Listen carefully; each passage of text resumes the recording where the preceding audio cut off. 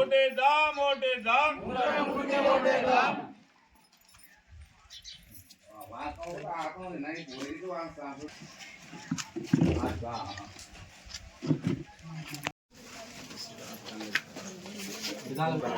అందరికీ నమస్కారం.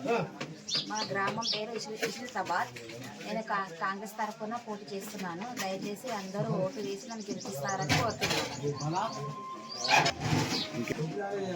ఈరోజు మా యొక్క ఇస్లామాబాద్ గ్రామంలో ఇంటింటి ప్రచారంలో భాగంగా కాంగ్రెస్ పార్టీ బలపరిచినటువంటి బలరాం అనిత గారికి మద్దతుగా అన్ని కులాలు అన్ని వర్గాల వారి మద్దతుతో ఇంటింటి ప్రచారం నిర్వహించడం జరిగింది. మా యొక్క గ్రామంలో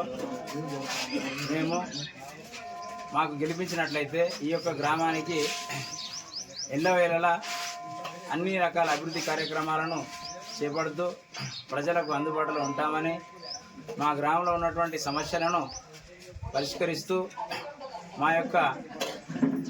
మమ్మల్ని బలపరిచినటువంటి కాంగ్రెస్ పార్టీ అధికారంలో ఉన్నందున గ్రామంలో ఉన్నటువంటి ఎలాంటి సమస్యలనైనా, నీటి సమస్యలు కానీ, డ్రైనేజ్ సమస్యలు కానీ, కమ్యూనిటీ హాల్స్ కానీ, మహిళా సంఘాలకు భవనాలు కానీ, ఇవన్నీ కూడా ప్రభుత్వం నుంచి తేవాలి అంటే ప్రభుత్వం అధికారంలో ఉన్నటువంటి ప్రభుత్వం బలపరిచినటువంటి బలరాం అనిత గారిని భారీ మెజారిటీతో గెలిపించినట్లయితే ఈ యొక్క గ్రామంలో ఉన్నటువంటి సమస్యలను అభివృద్ధిలో పాలు పంచుకోవడానికి మాకు అవకాశం ఇవ్వాలని గ్రామ ప్రజలను, గ్రామ ఓటర్లను పేరు పేరున విజ్ఞప్తి చేస్తూ ఉన్నాం.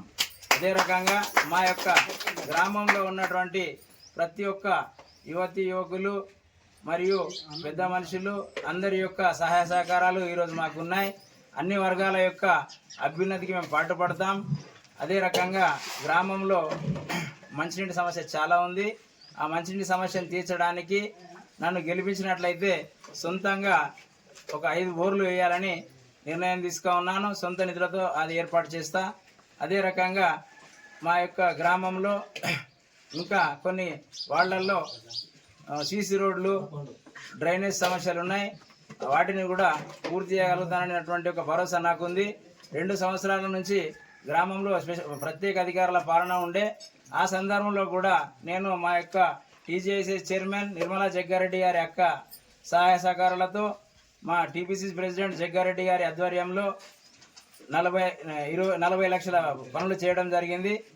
ఇప్పుడు నాకు అధికారం చేపట్టడానికి మీరందరూ సహాయ సహకారాలు అందిస్తే